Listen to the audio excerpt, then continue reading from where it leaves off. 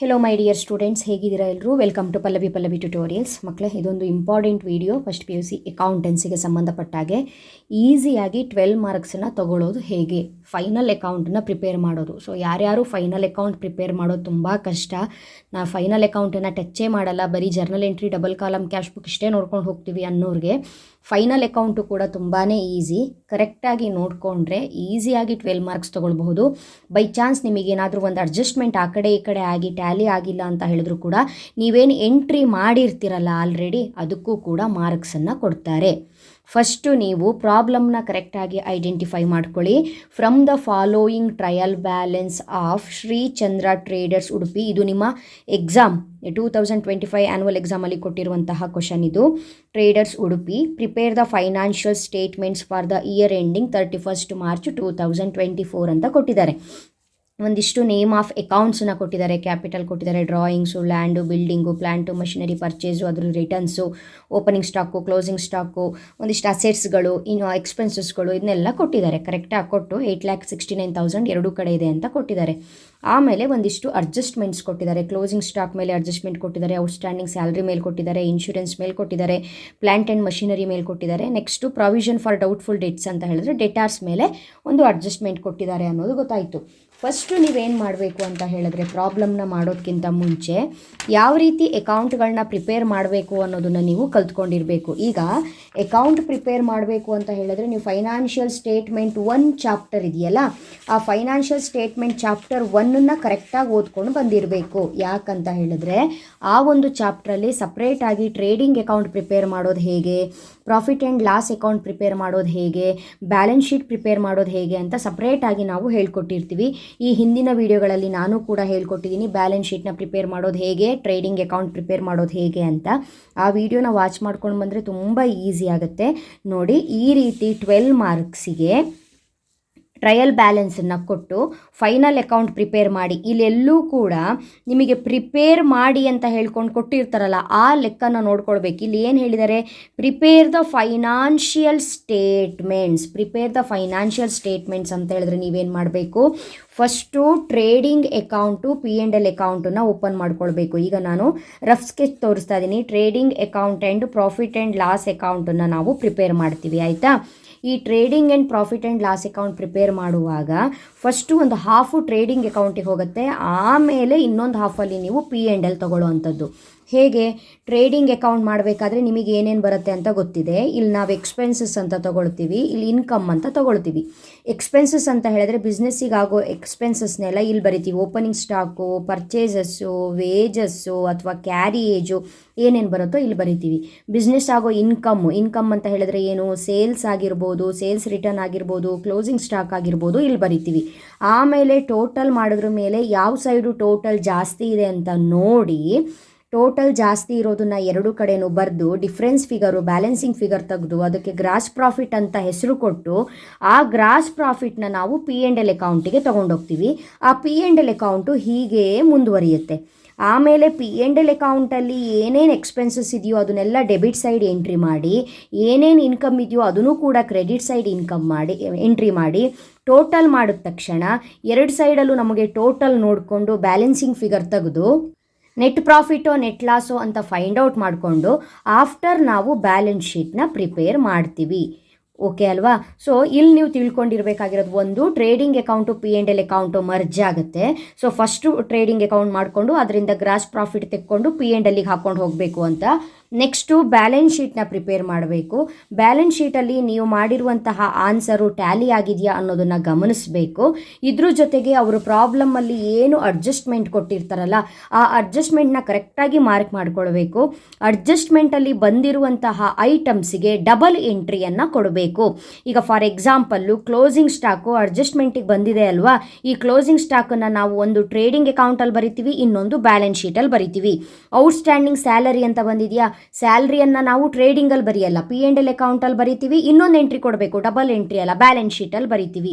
So ಈ ರೀತಿಯಾಗಿ ಅಡ್ಜಸ್ಟ್ಮೆಂಟಲ್ಲಿ ಇರುವಂತಹ ಎಲ್ಲ ಕಾನ್ಸೆಪ್ಟ್ಗಳಿಗೂ ಕೂಡ ನಾವೇನು ಮಾಡಬೇಕು, ಡಬಲ್ ಎಂಟ್ರಿ ಕೊಡಬೇಕು. ಇದು ವೆರಿ ವೆರಿ ಇಂಪಾರ್ಟೆಂಟ್. ನೀವು ಡಬಲ್ ಎಂಟ್ರಿ ಕೊಟ್ಟಿಲ್ಲ ಅಂತ ಹೇಳಿದ್ರೆ ಪ್ರಾಬ್ಲಮ್ ನಿಮಗೆ ಟ್ಯಾಲಿ ಆಗಲ್ಲ.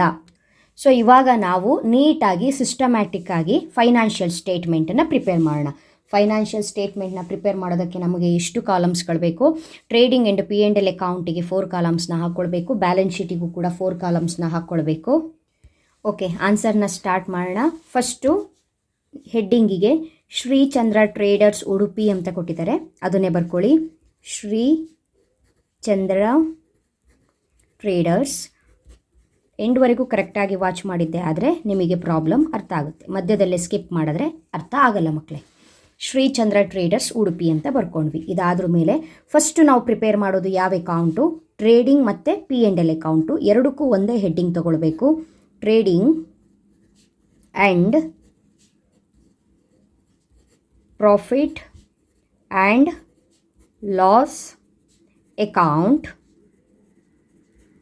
For the year ended 31st March 2024 ಅಂತ ಅವರೇ ಕೊಟ್ಟಿದ್ದಾರೆ ಕ್ವಶನಲ್ಲಿ. ಏನೂ ಇಲ್ಲ, ಕ್ವಶನಲ್ಲಿ ಏನಿದೆಯೋ ಅದನ್ನೇ ನೋಡ್ಕೊಂಡು ಬರ್ದಿರೋದು.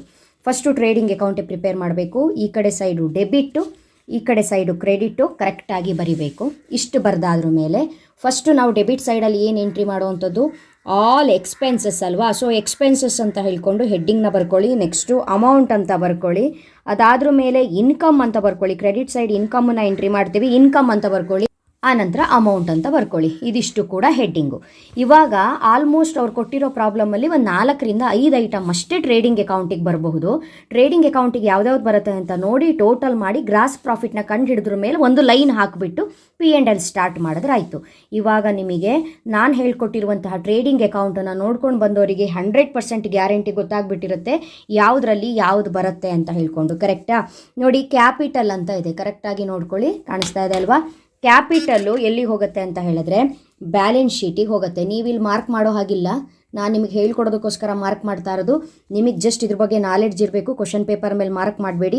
ಡ್ರಾಯಿಂಗ್ಸು ಕೂಡ ಬ್ಯಾಲೆನ್ಸ್ ಶೀಟಿಗೆ ಹೋಗುತ್ತೆ. ದಟ್ ಮೀನ್ಸ್ ಕ್ಯಾಪಿಟಲ್ನೇ ನಾವು ಬ್ಯಾಲೆನ್ಸ್ ಶೀಟ್ ಮಾಡುವಾಗ ಹೇಳಿದ್ದೀನಿ, ಕ್ಯಾಪಿಟಲಲ್ಲಿ ನಾವು ನೆಟ್ ಪ್ರಾಫಿಟ್ ಇದ್ದರೆ ಆ್ಯಡ್ ಮಾಡ್ತೀವಿ, ಡ್ರಾಯಿಂಗ್ಸ್ ಇದ್ದರೆ ಲೆಸ್ ಮಾಡ್ತೀವಿ ಅಂತ. ಡ್ರಾಯಿಂಗ್ಸ್ ಇದೆ, ಇಲ್ಲಿ ಲೆಸ್ ಮಾಡ್ತೀವಿ. ನೆಕ್ಸ್ಟು ಲ್ಯಾಂಡ್ ಆ್ಯಂಡ್ ಬಿಲ್ಡಿಂಗ್ ಅಂತ ಇದೆ. ಲ್ಯಾಂಡ್ ಆ್ಯಂಡ್ ಬಿಲ್ಡಿಂಗ್ ಏನು? ಅಸೆಟ್ಟು ಬ್ಯಾಲೆನ್ಸ್ ಶೀಟಿಗೆ ಹೋಗುತ್ತೆ. ಪ್ಲ್ಯಾಂಟ್ ಆ್ಯಂಡ್ ಮಷಿನರಿ ಬ್ಯಾಲೆನ್ಸ್ ಶೀಟಿಗೆ ಹೋಗುತ್ತೆ. ಪರ್ಚೇಸು ಸೇಲ್ ಅಂತಿದೆ. ಎಸ್, ಪರ್ಚೇಸು ಸೇಲು ಎಲ್ಲಿಗೆ ಹೋಗುತ್ತೆ ಅಂತ ಹೇಳಿದ್ರು ಟ್ರೇಡಿಂಗ್ ಅಕೌಂಟಿಗೆ ಹೋಗುತ್ತೆ. ಸೊ ಇಲ್ಲೇನು ಮಾಡಿದ್ದಾರೆ? ಪರ್ಚೇಸು ಸೇಲ್ಸು ಅಂತ ಹೇಳ್ಕೊಂಡು ಡೆಬಿಟಲ್ಲಿ ಒಂದು ಅಮೌಂಟು, ಕ್ರೆಡಿಟಲ್ಲಿ ಅಮೌಂಟು ಕೊಟ್ಬಿಟ್ಟಿದ್ದಾರಲ್ಲ. ಹೇಗೆ ತೊಗೊಳ್ಳೋದು ನಾವು? ಇದರಲ್ಲಿ ಪರ್ಚೇಸ್ ಯಾವುದು, ಇದರಲ್ಲಿ ಸೇಲ್ಸ್ ಯಾವುದು ಅಂತ ನಿಮಗೆ ಡೌಟು. ಫಸ್ಟ್ ಇರೋದೇ ಪರ್ಚೇಸು, ಸೆಕೆಂಡ್ ಇರೋದು ಸೇಲ್ಸು. ಕರೆಕ್ಟಾಗಿ ಅರ್ಥ ಮಾಡ್ಕೊಳ್ಳಿ. ಫಸ್ಟ್ ಇರೋದು ಪರ್ಚೇಸ್, ಸೆಕೆಂಡ್ ಇರೋದು ಸೇಲ್ಸು. ಕೆಳಗಡೆ ರಿಟರ್ನ್ಸ್ ಅಂತ ಕೊಟ್ಟಿದ್ದಾರೆ. ತುಂಬ ಮಕ್ಕಳು ಕನ್ಫ್ಯೂಷನ್ ಮಾಡ್ಕೊಳ್ಳೋದಿದೆ. ಈಗ ಇಲ್ಲಿ ಪರ್ಚೇಸು ಸೇಲ್ಸು ಅಂತ ಕೊಟ್ಟಿದ್ದಾರೆ, ಅದ್ರ ಕೆಳಗಡೆನೇ ರಿಟರ್ನ್ಸ್ ಅಂತ ಕೊಟ್ಟಿದ್ದಾರೆ ಅಂತ ಹೇಳಿದ್ರೆ ಪರ್ಚೇಸ್ ರಿಟರ್ನು ಮತ್ತು ಸೇಲ್ಸ್ ರಿಟರ್ನು ಅಂತ ಅರ್ಥ ಇದು. ಆದರೆ ನೀವಿಲ್ಲಿ ಪರ್ಚೇಸು ಸೇಲ್ಸು ಅಂತ 2 ಅಮೌಂಟು ಡೆಬಿಟಲ್ಲಿ ಕ್ರೆಡಿಟಲ್ಲಿ ಕೊಟ್ಟಿದ್ರಲ್ಲ, ಇದರಲ್ಲಿ ಫಸ್ಟ್ ಅಮೌಂಟು ಪರ್ಚೇಸ್ ಅಂತಲೇ ತೊಗೊಂಡ್ರಿ. ಓಕೆ, ಸೆಕೆಂಡ್ ಅಮೌಂಟನ್ನು ಸೇಲ್ಸ್ ಅಂತ ತೊಗೊಂಡ್ರಿ, ಅದು ಕರೆಕ್ಟು. ಆದರೆ ರಿಟರ್ನ್ಸನ್ನ ಫಸ್ಟ್ ಇರೋದು ಪರ್ಚೇಸ್ ರಿಟರ್ನು, ಸೆಕೆಂಡ್ ಇರೋದು ಸೇಲ್ಸ್ ರಿಟರ್ನು ಅಂತ ತೊಗೊಳಕ್ಕೆ ಬರಲ್ಲ. ಸೀರೀಸಲ್ಲಿ ಫಸ್ಟು ಪರ್ಚೇಸ್ ಬರುತ್ತಲ್ಲ, ಅದ್ರದ್ದು ಆಪೋಸಿಟ್ ಸೈಡು ಪರ್ಚೇಸ್ ರಿಟರ್ನ್ ಬರುತ್ತೆ.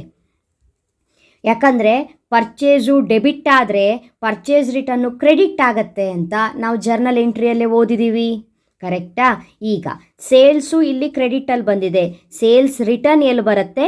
ಕ್ರೆಡಿಟಲ್ಲಿ ಬರುತ್ತೆ. ನಿಮಗೆ ತಿಳ್ಕೊಳ್ಳೋಕೆ ಎಷ್ಟು ನಾಲೆಡ್ಜ್ ಇರಬೇಕು ಅಂದರೆ, ಫಸ್ಟ್ ಕೊಟ್ಟಿದ್ದು ಡೆಬಿಟಲ್ಲಿರೋದು ಪರ್ಚೇಸು, ಕ್ರೆಡಿಟಲ್ಲಿರೋದು ಸೇಲ್ಸು, ಅದ್ರದ್ದು ಆಪೋಸಿಟ್ ಸೈಡು. ಪರ್ಚೇಸ್ ಡೆಬಿಟ್ ಯಾವಾಗಲೂ ಪರ್ಚೇಸ್ ಡೆಬಿಟ್ ಆಗುತ್ತೆ, ಸೊ ಪರ್ಚೇಸ್ ರಿಟರ್ನು ಕ್ರೆಡಿಟ್ ಆಗುತ್ತೆ. ಸೇಲ್ಸು ಕ್ರೆಡಿಟ್ ಆಗುತ್ತೆ, ಅದು ಸೇಲ್ಸ್ ರಿಟರ್ನು ಡೆಬಿಟ್ ಆಗಿರುತ್ತೆ. ಓಕೆನಾ? ಆಪೋಸಿಟ್ ನೋಡಿ, ಈ ರೀತಿ ಇಂಟು ಮಾರ್ಕಲ್ಲಿ ತೊಗೊಳ್ಳಿ. ನೋಡಿ, ಕರೆಕ್ಟಾಗಿ ಗೊತ್ತಾಗುತ್ತೆ. ಇಂಟು ಮಾರ್ಕ್, ಇದು ಪರ್ಚೇಸು, ಇದು ಸೇಲ್ಸು, ಅದರದ್ದು ಆಪೋಸಿಟ್ಟು ಇದು ಪರ್ಚೇಸ್ ರಿಟರ್ನು, ಇದು ಸೇಲ್ಸ್ ರಿಟರ್ನು. ಓಕೆನಾ? ಅರ್ಥ ಆಯ್ತಾ ನಿಮಗೆ? ಅಲ್ಲಿ ಟ್ರೇಡಿಂಗ್ ಅಕೌಂಟಿಗೆ ಇದೊಂದು ಬರುತ್ತೆ ಅಂತ ಆಯಿತು. ನೆಕ್ಸ್ಟು ಸ್ಟಾಕು 1-4 ಅಂತೆ. ಯಾವ ಬಿಸ್ನೆಸ್ ಆಗಿರಲಿ ಏಪ್ರಿಲಿಗೆ ಸ್ಟಾರ್ಟ್ ಆಗೋದು, ಮಾರ್ಚಿಗೆ ಎಂಡ್ ಆಗೋದು. ಸೊ ಏಪ್ರಿಲ್ 1 ಅಂತ ಹೇಳಿದ್ರೆ ಇದು OPST, ಓಪನಿಂಗ್ ಸ್ಟಾಕ್ ಅಂತ ಅರ್ಥ. ಟ್ರೇಡಿಂಗ್ ಅಕೌಂಟಿಗೆ ಬರುತ್ತೆ. Next furniture asset balance sheet, salary expenses P&Lಗೆ ಬರುತ್ತೆ, ಇನ್ಶೂರೆನ್ಸು ಎಕ್ಸ್ಪೆನ್ಸಸ್ಸು P&Lಗೆ ಬರುತ್ತೆ, ಡೆಟಾರು ಕ್ರೆಡಿಟಾರ್ಸು ಬ್ಯಾಲೆನ್ಸ್ ಶೀಟಿಗೆ ಬರುತ್ತೆ, ಬ್ಯಾಂಕ್ ಲೋನು ಬ್ಯಾಲೆನ್ಸ್ ಶೀಟಿಗೆ ಬರುತ್ತೆ, ಕಮಿಷನ್ನು P&L ಅಕೌಂಟಿಗೆ ಬರುತ್ತೆ. ಎಸ್, ವೇಜಸ್ ನಾನು ಹೇಳಿದ್ದೆ ನಿಮಗೆ ಟ್ರೇಡಿಂಗ್ ಅಕೌಂಟ್ ಪ್ರಿಪೇರ್ ಮಾಡ್ತಾ. ವೇಜಸ್ಸು ಫ್ರೈಟ್ ಚಾರ್ಜು ಅಂತ ಬಂದರೆ ಎಲ್ಲಿ ಬರುತ್ತೆ? ಟ್ರೇಡಿಂಗಿಗೆ ಬರುತ್ತೆ. Trading account cash in hand asset balance ಶೀಟಿಗೆ ಬರುತ್ತೆ. ಸೊ ಇಲ್ಲಿ ಟ್ರೇಡಿಂಗ್ ಅಕೌಂಟಿಗೆ ಬರೋದು ಯಾವ್ದು ಪರ್ಚೇಸು, ಸೇಲ್ಸು ಮತ್ತು ಅದರ ರಿಟರ್ನ್ಸು, ಓಪನಿಂಗ್ ಸ್ಟಾಕು, ನೆಕ್ಸ್ಟ್ ಇಲ್ಲಿ ಟ್ರೇಡಿಂಗ್ ಇದೆ. ಅದಾದ್ರ ಮೇಲೆ ನಾವೇನು ಮಾಡಬೇಕು? ಬ್ಯಾಲೆನ್ಸ್ ಶೀಟಿನ ಅಡ್ಜಸ್ಟ್ಮೆಂಟ್ಸಿಗೆ ಬರಬೇಕು. ಅಡ್ಜಸ್ಟ್ಮೆಂಟಲ್ಲಿ ಸಾಕಷ್ಟು ಕೊಟ್ಟಿದ್ದಾರೆ. ಇಲ್ಲಿ ಏನು ಮಾಡಬೇಕು ಅಂದರೆ ಫಸ್ಟು ಕ್ಲೋಸಿಂಗ್ ಸ್ಟಾಕ್ ಕೊಟ್ಟಿದ್ದಾರಾ? ಕ್ಲೋಸಿಂಗ್ ಸ್ಟಾಕ್ ಅಡ್ಜಸ್ಟ್ಮೆಂಟಲ್ಲಿರೋದಕ್ಕೆಲ್ಲ ಏನಂತ ಹೇಳಿದ್ದೀವಿ? ಡಬಲ್ ಎಂಟ್ರಿ ಅಂತ ಹೇಳಿದ್ರೆ ಎಲ್ಲೆಲ್ಲಿ ಹೋಗುತ್ತೆ? ಒಂದು ಟ್ರೇಡಿಂಗಿಗೆ ಹೋಗುತ್ತೆ, ಒಂದು ಬ್ಯಾಲೆನ್ಸ್ ಶೀಟಿಗೆ ಹೋಗುತ್ತೆ. ನೆನ್ಪಿಟ್ಕೊಳ್ಳಿ, ಕ್ಲೋಸಿಂಗ್ ಸ್ಟಾಕ್ ಆಲ್ವೇಸ್ ಟ್ರೇಡಿಂಗ್ ಅಕೌಂಟಿಗೆ ಎಂಡಲ್ಲೇ ಬರುತ್ತೆ, ಗೊತ್ತಿದೆ. ನೆಕ್ಸ್ಟು ಔಟ್ಸ್ಟ್ಯಾಂಡಿಂಗ್ ಸ್ಯಾಲರಿ ಅಂತ ಇದೆ. ಇಲ್ಲಿ ಅವ್ರು ಕೊಟ್ಟಿರೋದ್ರಲ್ಲಿ ಸ್ಯಾಲರಿ ಎಲ್ಲಿದೆ? ಇಲ್ಲಿದೆ. ಸೊ ನಾ ಇಲ್ಲೊಂದು ಸ್ಟಾರ್ ಮಾರ್ಕ್ ಹಾಕಿಟ್ಕೊಳ್ತೀನಿ, ಯಾಕಂದರೆ ಸ್ಯಾಲ್ರಿ ಮೇಲೆ ಅಡ್ಜಸ್ಟ್ಮೆಂಟ್ ಇದೆ. ನಾ ಸ್ಯಾಲ್ರಿಯನ್ನು ಡೈರೆಕ್ಟಾಗಿ 11,500 ಅಂತ ಬರೆಯೋಕ್ಕೆ ಬರಲ್ಲ, ಅಡ್ಜಸ್ಟ್ಮೆಂಟ್ ಮಾಡ್ಕೊಂಡು ಬರಿಬೇಕು. ನಾನು ಅದಕ್ಕೆ ಸ್ಟಾರ್ ಹಾಕ್ಕೊಂಡೆ. ನೀವು ಇದೇ ರೀತಿ ನಾನಿಲ್ಲಿ ಏನು ಮಾರ್ಕ್ ಮಾಡ್ಕೊಳ್ತಾ ಇದ್ದೀನಲ್ಲ, ಇದೇ ರೀತಿ ನೀವು ಒಂದು 3-4 ಪ್ರಾಬ್ಲಮ್ನ ಮಾಡಿದ್ರೆ ಆ್ಯನ್ಯುವಲ್ ಎಕ್ಸಾಮಿಗೆ ನಿಮಗೆ ಮಾರ್ಕ್ ಮಾಡೋ ಅವಶ್ಯಕತೆ ಇಲ್ಲ. ಮೈಂಡ್ ತಕ್ಷಣ ಅಲ್ಲಿ ನೋಡೋದು, ನಾನು ಸ್ಯಾಲ್ರಿ ಅಡ್ಜಸ್ಟ್ಮೆಂಟ್ ನೋಡಿದ್ನಲ್ಲ, ರೆಂಟ್ ಮೇಲೆ ಅಡ್ಜಸ್ಟ್ ನೋಡಿದ್ನಲ್ಲ, ಡೇಟರ್ಸ್ ಮೇಲೆ ಅಡ್ಜಸ್ಟ್ ನೋಡಿದ್ನಲ್ಲ ಅಂತ ಹೇಳ್ಕೊಂಡು ನಿಮ್ಮ ಮೈಂಡು ಟರ್ನ್ ಆಗೇ ಆಗುತ್ತೆ. ಸೊ ಮಾರ್ಕ್ ನೀವು ಮಾಡಬಾರ್ದು, ಕರೆಕ್ಟಾಗಿ ನೆನ್ಪಿಟ್ಕೊಳ್ಳಿ. ಪ್ರಾಕ್ಟೀಸಿಗೆ ಬೇಕಾದರೆ ಮಾರ್ಕ್ ಮಾಡ್ಕೊಂಡು ಪ್ರಾಕ್ಟೀಸ್ ಮಾಡಿ. ಆ್ಯನ್ಯುವಲ್ ಎಕ್ಸಾಮಲ್ಲಿ ಕ್ವಶನ್ ಪೇಪರ್ ಮೇಲೆ ಒಂದು ಡಾಟು ಕೂಡ ಇಡದೆ ನೀವು ಆ್ಯನ್ಯುವಲ್ ಎಕ್ಸಾಮ್ನ ಬರಿಬೇಕು. ನೆಕ್ಸ್ಟು ಸ್ಯಾಲ್ರಿಗೆ ನಾನು ಸ್ಟಾರ್ ಹಾಕಿದ್ದೀನಿ. ಓಕೆ, ಇನ್ಶೂರೆನ್ಸ್ ವಾಸ್ ಪ್ರೀಪೇಯ್ಡ್ ಅಂತ ಇದೆ. ಇಲ್ಲೆಲ್ಲಿ ಇನ್ಶೂರೆನ್ಸ್ ಇದೆ? ಇಲ್ಲಿದೆ. ಹಾಗಾಗಿ ನಾ ಇನ್ಶೂರೆನ್ಸಿಗೆ ಒಂದು ಸ್ಟಾರ್ ಮಾರ್ಕ್ ಅಡ್ಜಸ್ಟ್ಮೆಂಟ್ ಇದೆ. ಡಿಪ್ರಿಸಿಯೇಷನ್ ಪ್ಲಾಂಟ್ ಆ್ಯಂಡ್ ಮಷಿನರಿ ಅಂತ ಇದೆ. ಸೊ ಪ್ಲಾಂಟ್ ಆ್ಯಂಡ್ ಮಷಿನರಿ ಎಲ್ಲಿದೆ? ಇಲ್ಲಿದೆ. ಇದ್ರ ಮೇಲೂ ಡೈರೆಕ್ಟಾಗಿ ಅಮೌಂಟ್ ಬರೆಯಂಗಿಲ್ಲ, ಒಂದು ಸ್ಟಾರ್ ಮಾರ್ಕ್ ಹಾಕ್ಕೊಂಡೆ ಅಡ್ಜಸ್ಟ್ಮೆಂಟ್ ಇದೆ. Make provision for doubtful data and ಡೇಟಾರ್ಸ್ ಅಂತ ಇದೆ. ಡೇಟಾರ್ಸ್ ಎಲ್ಲಿದ್ದಾರೆ? ಇಲ್ಲಿದ್ದಾರೆ. ಡೇಟಾರ್ಸ್ ಮೇಲೂ ಕೂಡ ಅಡ್ಜಸ್ಟ್ಮೆಂಟ್ ಇದೆ. ಕ್ರೆಡಿಟಾರ್ಸ್ ಮೇಲಿಲ್ಲ, ಓನ್ಲಿ ಡೇಟಾರ್ಸ್ ಮೇಲಿದೆ. ನಾನು ಅದಕ್ಕೆ ಡೇಟಾರ್ಸಿಗೆ ಒಂದು ಸ್ಟಾರ್ ಮಾರ್ಕ್ ಹಾಕ್ಕೊಂಡೆ. ಕರೆಕ್ಟಾ? ಇವಾಗ ಏನು ಮಾಡೋಣ? ಆನ್ಸರ್ನ ಸ್ಟಾರ್ಟ್ ಮಾಡೋಣ. ನಮಗೆ ಹೇಗಿದ್ರು ಗೊತ್ತಿದೆ, ನಾನು ನಿಮಗೆ 6 ಮಾರ್ಕ್ಸಿಗೆ ಟ್ರೇಡಿಂಗ್ ಅಕೌಂಟ್ ಹೇಳ್ಕೊಡ್ಬೇಕಾದ್ರೆ ಫಸ್ಟು ಬರ್ಕೊಂಡು ಬಿಡಿ, ಏನೂ ಪ್ರಾಬ್ಲಮ್ ಇಲ್ಲ, ಇದಿಷ್ಟು ಇದ್ದೇ ಇರುತ್ತೆ ಅಂತ ಹೇಳಿದ್ದೆ ಅಲ್ವಾ? ಯಾವುದು? ಓಪನಿಂಗ್ ಸ್ಟಾಕು, ಈ ಕಡೆ ಸೇಲ್ಸು, ಕರೆಕ್ಟಾ? ಆಮೇಲೆ ಮೈನಸ್ ಸೇಲ್ಸ್ ರಿಟರ್ನ್ಸು, ನೆಕ್ಸ್ಟ್ ಇಲ್ಲಿ ಪರ್ಚೇಸಸ್ಸು, ಅದಾದಮೇಲೆ ಪರ್ಚೇಸ್ ರಿಟರ್ನ್ ಲೆಸ್ ಅಂತ ಬರ್ಕೊಳ್ಳಿ ಅಂತ ಹೇಳಿದ್ದೆ, ಕರೆಕ್ಟಾ? ಇದಾದ್ರ ಮೇಲೆ ಈ ಪ್ರಾಬ್ಲಮಲ್ಲಿ ವೇಜಸ್ ಇದೆ. ನಾನು ಕ್ವಶನ್ ಓದ್ಕೊಂಡಿದ್ದೀನಿ, ನನಗೆ ನೆನಪಿದೆ, ನಿಮಗೂ ಕೂಡ ನೆನಪಿರುತ್ತೆ. ವೇಜಸ್ ಇದೆ. ಅದಾದ್ರ ಮೇಲೆ ಇಲ್ಲೇನಿದೆ ಅಂತ ಹೇಳಿದ್ರೆ ಬೈ ಬರಿಲೇಬೇಕು. ಬೈ ಕ್ಲೋಸಿಂಗ್ ಸ್ಟಾಕ್ ಇದೆ. ನಾ ಕ್ಲೋಸಿಂಗ್ ಸ್ಟಾಕು ಕೂಡ ಬರ್ಕೊಂಡೆ. ಅಷ್ಟೇ. ನಿಮಗೆ ಕನ್ಫ್ಯೂಷನ್ ಆದರೆ ನೀವು ನೋಡ್ತಾನೆ ಬರ್ಕೊಂಡು ಹೋಗ್ಬೋದು, ಕರೆಕ್ಟಾ? ಇವಾಗ ನೋಡಿ, ನಾನು ಇಲ್ಲಿಂದ ಬರ್ತೀನಿ, ಕಾಣಿಸ್ತಾ ಇದೆಯಲ್ಲ? ಕ್ಯಾಪಿಟಲ್ ಇಲ್ಲ, ಡ್ರಾಯಿಂಗ್ ಇಲ್ಲ, ಲ್ಯಾಂಡ್ ಇಲ್ಲ, ಪ್ಲ್ಯಾಂಟ್ ಇಲ್ಲ, ಪರ್ಚೇಸು ಸೇಲ್ಸು. ಎಸ್, ಪರ್ಚೇಸು ಸೇಲ್ಸಿಗೆ ಬಂದೆ. ಪರ್ಚೇಸ್ ಎಷ್ಟಿದೆ? 4 ಲ್ಯಾಕ್ ಇದೆ. ಆ 4 ಲ್ಯಾಕನ್ನು ನಾನು ಇನ್ನರ್ ಕಾಲಮಲ್ಲೇ ಬರ್ಕೊಳ್ಬೇಕು, ಯಾಕಂದರೆ ಲೆಸ್ ರಿಟರ್ನ್ಸ್ ಮಾಡಬೇಕಲ್ಲ, ಅದಕ್ಕೋಸ್ಕರ. 4 ಲ್ಯಾಕ್ ಪರ್ಚೇಸಸ್ಸಿಗೆ ಬರ್ಕೊಂಡೆ. ಲೆಸ್ ರಿಟರ್ನ್ಸ್ ಇದೆ. ಲೆಸ್ ರಿಟರ್ನ್ಸು ಏನು ಹೇಳಿದ್ದೀನಿ? 4 ಲ್ಯಾಕಿನ ಆಪೋಸಿಟ್ಟು, ಕರೆಕ್ಟ್ ಅಲ್ಲ? -40,000. 4 ಲ್ಯಾಕಲ್ಲಿ 40,000 ಹೋದರೆ ಎಷ್ಟು ಬರುತ್ತೆ ಆನ್ಸರು? 3,60,000ನ ನಾನಿಲ್ಲಿ ಬರೆದೆ, ಸರಿನಾ? ನೆಕ್ಸ್ಟು ಪರ್ಚೇಸ್ ಆದ್ರ ಮೇಲೆ ಆದರೂ ಪಕ್ಕದಲ್ಲಿರೋದು ಯಾವುದು? ಸೇಲ್ಸು. ಸೇಲ್ಸ್ ಎಷ್ಟಿದೆ? 5 ಲ್ಯಾಕ್ ಇದೆ. ಸೊ ಸೇಲ್ಸನ್ನ ನಾವೇನು ಮಾಡೋಣ? 5 ಲ್ಯಾಕು ಇನ್ನರ್ ಕಾಲಮಲ್ಲೇ ಬರ್ಕೊಂಡು, ಲೆಸ್ ಇದೆಯಲ್ಲ, ಸೇಲ್ಸ್ ರಿಟರ್ನ್ ಎಷ್ಟು? ಅದ್ರದ್ದು ಆಪೋಸಿಟ್ಟು 50,000, ಕರೆಕ್ಟಾ? 5 ಲ್ಯಾಕಲ್ಲಿ 50,000 ಸೇಲ್ಸ್ ರಿಟರ್ನ್ ಹೋದರೆ ಎಷ್ಟು ಉಳಿಯುತ್ತೆ? 4,50,000 ಉಳಿಯುತ್ತೆ. ಆ 4,50,000ನ ಇಲ್ಲಿ ಬರೆದೆ. ಅದಾದ್ರ ಮೇಲೆ ಕ್ಲೋಸಿಂಗ್ ಸ್ಟಾಕ್ ಇದೆಯಲ್ವಾ? ಕ್ಲೋಸಿಂಗ್ ಸ್ಟಾಕ್ ಎಷ್ಟಿದೆ? ಇಲ್ಲಿ ಎಷ್ಟು ಕೊಟ್ಟಿದ್ದಾರೆ? 26,000 ಕೊಟ್ಟಿದ್ದಾರೆ. ನಾ ಕ್ಲೋಸಿಂಗ್ ಸ್ಟಾಕನ್ನು 26,000 ಇಲ್ಲಿ ಬರೆದೆ. ಕ್ಲೋಸಿಂಗ್ ಸ್ಟಾಕ್ ಬರೆದಾದ್ರ ಮೇಲೆ 1/4 ಡೇಟಿಗೆ ಒಂದು ಓಪನಿಂಗ್ ಸ್ಟಾಕ್ ಕೊಟ್ಟಿದ್ರು. ಇಲ್ಲಿದೆ ಓಪನಿಂಗ್ ಸ್ಟಾಕು. ಸ್ಟಾಕ್ ಆನ್ 1/4/2023 75,000 ಇದೆ. ನಾನು ಆ ಓಪನಿಂಗ್ ಸ್ಟಾಕನ್ನು 75,000 ಡೈರೆಕ್ಟಾಗಿ ಬರಿತೀನಿ. ಓಕೆನಾ? ಇಲ್ಲಿ ನೋಡಿ, ಇಷ್ಟೇ. ಇದಿಷ್ಟು ಬರೋದ್ರ ಮೇಲೆ ಮುಗೀತು. ಇನ್ನೇನಾದರೂ ಇದೆಯಾ? ಎಸ್, ವೇಜಸ್ ಇದೆ. ವೇಜಸ್ ಎಷ್ಟು ಕೊಟ್ಟಿದ್ದಾರೆ? ಇಲ್ಲಿದೆ, ಟ್ರೇಡಿಂಗ್ ಅಕೌಂಟಿಗೆ ಅಂತ ಬರೆದಿದ್ದೀವಿ. ವೇಜಸ್ ಎಷ್ಟಿದೆ? 12,000 ಇದೆ. ಆ ವೇಜಸ್ ಅಮೌಂಟನ್ನು 12,000 ಬರ್ಕೊಳ್ಳಿ. ಇನ್ನೇನಾದರೂ ಇದೆಯಾ? ಇಲ್ಲ. ಈ ಕಡೆ 3 ಐಟಮ್ ಇದೆ, ಆ ಕಡೆ 2 ಐಟಮ್ ಇದೆ, ಕರೆಕ್ಟಾ? ಇವಾಗ ಏನು ಮಾಡಬೇಕು? ಕ್ಲೋಸ್ ಮಾಡ್ಕೊಳ್ಬೇಕು. ನೀವು ಪೆನ್ಸಿಲಲ್ಲೇ ಕ್ಲೋಸ್ ಮಾಡಬೇಕು. ಟೋಟಲ್ ಎರಡೂ ಕಡೆ ಟೋಟಲ್ 2 ಲೈನ್ ಬಿಟ್ಟು ಟೋಟಲ್ ಬರಿತೀವಿ. ಯಾಕಂದರೆ ಗ್ರಾಸ್ ಪ್ರಾಫಿಟೋ ಗ್ರಾಸ್ ಲಾಸೋ ಬರೆಯೋದಕ್ಕೆ ನಮಗೆ ಅವಕಾಶ ಬೇಕಲ್ಲ, ಹಾಗಾಗಿ ಕ್ಯಾಲ್ಕುಲೇಟ್ರಲ್ಲಿ ಟೋಟಲ್ ಮಾಡಿ ಮಕ್ಕಳೇ. ನನಗೆ ಅನಿಸ್ತಾ ಇದೆ ಈ ಕಡೆನೇ ಜಾಸ್ತಿ ಇದೆ ಅಂತ. 4,50,000 ಇದೆ ಮತ್ತು 26 ಇದೆ. ಸೊ 4,76,000 ಆಯಿತು. ಸೊ ಎರಡೂ ಕಡೆನೂ 4,76,000 ಬರ್ಕೊಬಿಡೋಣ. ಇವಾಗ ಏನು ಮಾಡಬೇಕು, ಈ 4,76,000ಅಲ್ಲಿ ಈ ಕಡೆ ಡೆಬಿಟ್ ಸೈಡಲ್ಲಿರೋದನ್ನೆಲ್ಲ ಕಳಿಬೇಕು. ಎಷ್ಟು ಈ ಕಡೆ ಜಾಸ್ತಿ ಇದೆ, ಈ ಕಡೆ ಕಡಿಮೆ ಇದೆ. ಜಾಸ್ತಿ ಇರೋದನ್ನು ಎರಡು ಕಡೆ ಬರ್ಕೊಂಡ್ವಿ. ಹಾಗಾದರೆ ಇಲ್ಲಿ ಎಷ್ಟು ಕಡಿಮೆ ಇದೆ, ಎಷ್ಟು ಡಿಫ್ರೆನ್ಸ್ ಫಿಗರ್, ಬ್ಯಾಲೆನ್ಸಿಂಗ್ ಫಿಗರ್ ಬರ್ತಾ ಇದೆ. 4,76,000ಅಲ್ಲಿ 75,000, 3,60,000 ಆಮೇಲೆ 12,000ನ ನಾವೇನು ಮಾಡಬೇಕು, ಕಳಿಬೇಕು. ಕರೆಕ್ಟಾ? 4,76,000. ಓಕೆ, 4,76,000ಅಲ್ಲಿ ಮೈನಸ್ 75,000 ಮೈನಸ್ 3,60,000 ಮೈನಸ್ 12,000 ಇಷ್ಟು ಕಳೆದ್ರೆ ನಮಗೆ ಎಷ್ಟು ಬಂತು ಆನ್ಸರು? 29,000 ಬಂದಿದೆ ನೋಡಿ. 29,000ನ ನಾನಿಲ್ಲಿ ಬರಿತೀನಿ. ಅಂದರೆ 29,000 ಈ ಕಡೆ ಕಡಿಮೆ ಇದೆ, ಈ ಕಡೆ ಅಷ್ಟೇ ಇದೆ, ಈ ಕಡೆ 29,000 ಶಾರ್ಟೇಜ್ ಇದೆ. ಶಾರ್ಟೇಜ್ ಅಂತ ಹೇಳಿದ್ರೆ ಯಾವಾಗಲೂ ಅಷ್ಟೇ ಡೆಬಿಟ್ ಸೈಡ್ ಕಡಿಮೆ ಇದ್ದು ಕ್ರೆಡಿಟ್ ಸೈಡ್ ಜಾಸ್ತಿ ಇದ್ರೂ ನಿಮಗೆ ಪ್ರಾಫಿಟ್ಟು ನೆನ್ಪಿಟ್ಕೊಳ್ಳಿ. ಯಾಕಂದರೆ ನಮಗೆ ಇನ್ಕಮ್ಮೇ ಜಾಸ್ತಿ. ನಾವಿಲ್ಲಿ ಹೆಡ್ಡಿಂಗ್ ಏನು ಹಾಕ್ಕೊಂಡಿದ್ದೀವಿ, ಈ ಕಡೆ ಇರೋದೆಲ್ಲ ಎಕ್ಸ್ಪೆನ್ಸಸ್ಸು, ಈ ಕಡೆ ಇರೋದೆಲ್ಲ ಇನ್ಕಮ್ಮು. ಅರೆ ಇನ್ಕಮ್ಮೇ ಜಾಸ್ತಿ ಇದೆಯಲ್ಲ ನಮಗೆ, ಇನ್ಕಮ್ಮೇ 4,76,000 ಈ ಕಡೆನೇ ಜಾಸ್ತಿ ಇದೆ. ಇನ್ಕಮ್ ಸೈಡೇ ಜಾಸ್ತಿ ಇದೆ ಅಂದರೆ ನಮಗೆ ಪ್ರಾಫಿಟ್ಟು, ಎಕ್ಸ್ಪೆನ್ಸಸ್ ಸೈಡ್ ಜಾಸ್ತಿ ಇದ್ದರೆ ನಮಗೆ ಲಾಸು. ಸೊ ಇಲ್ಲಿ ಜಾಸ್ತಿ ಇರೋದ್ರಿಂದ ನಾವು ಇದನ್ನು ಏನು ಮಾಡ್ಬೋದು, ಟು ಗ್ರಾಸ್ ಪ್ರಾಫಿಟ್ ಅಂತ ಬರಿತೀವಿ.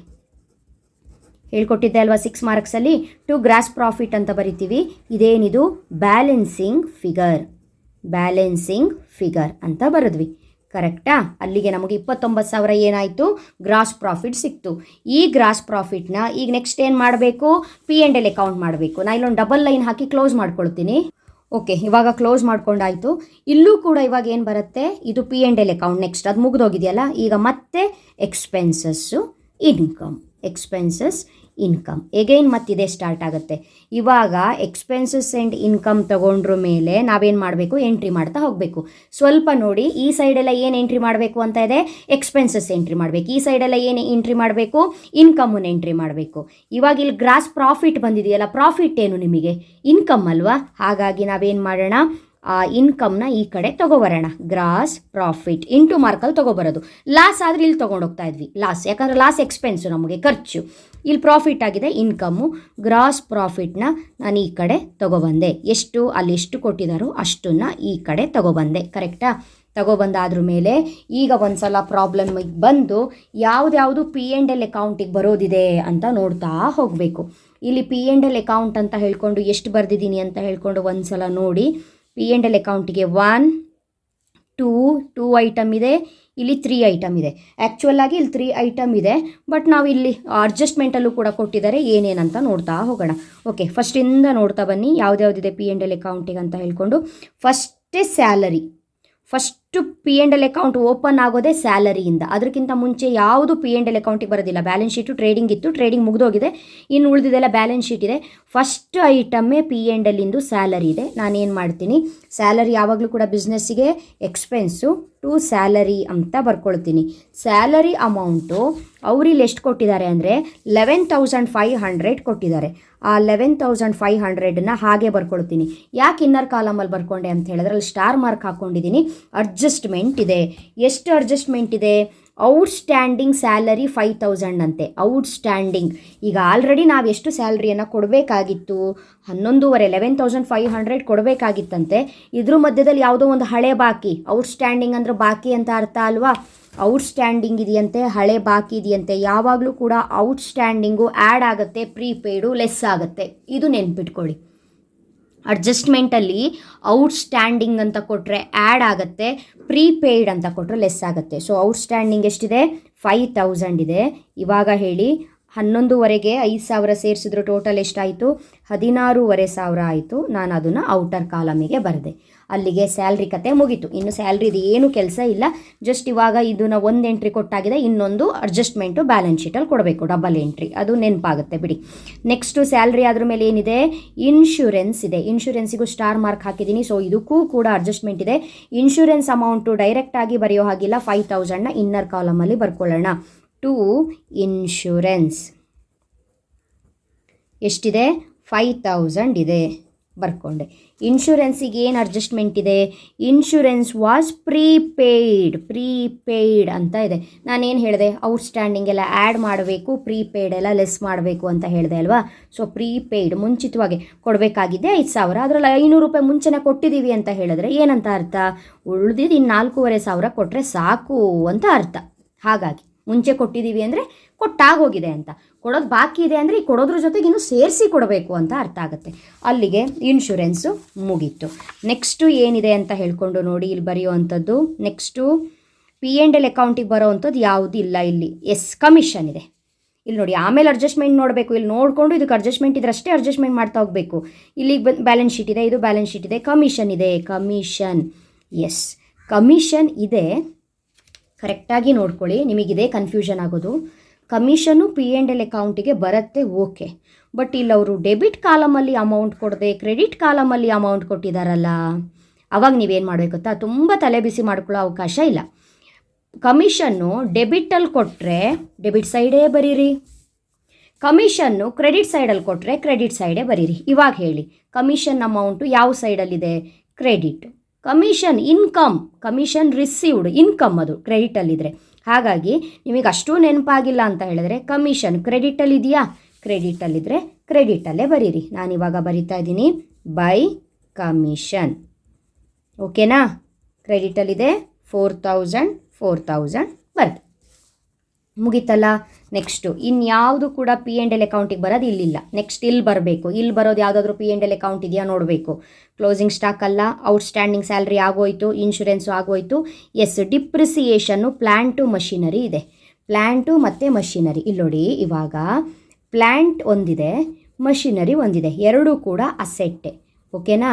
ಈ ಪ್ಲ್ಯಾಂಟ್ ಎಷ್ಟಿದೆ, ಪ್ಲ್ಯಾಂಟ್ ಅಮೌಂಟ್ ಎಷ್ಟಿದೆ, ಇಲ್ಲಿದೆ ನೋಡಿ. ಪ್ಲ್ಯಾಂಟ್ ಆ್ಯಂಡ್ ಮಷಿನರಿ ಎಷ್ಟು ಕೊಟ್ಟಿದ್ದಾರೆ, 30,000 ಅಂತ ಕೊಟ್ಟಿದ್ದಾರೆ, ಕರೆಕ್ಟ್ ಅಲ್ವಾ. ಪ್ಲ್ಯಾಂಟ್ ಆ್ಯಂಡ್ ಮಷಿನರಿ ಎಷ್ಟಿದೆ, 30,000. ಪ್ಲ್ಯಾಂಟು ಬೇರೆ ಮಷಿನರಿ ಬೇರೆ ಅಸೆಟ್ ಆಗಿದ್ದರೆ ಇದಕ್ಕೆ ಬೇರೆ ಅಮೌಂಟ್ ಕೊಡ್ತಾಯಿದ್ರು, ಅರ್ಥ ಮಾಡ್ಕೊಳ್ಳಿ.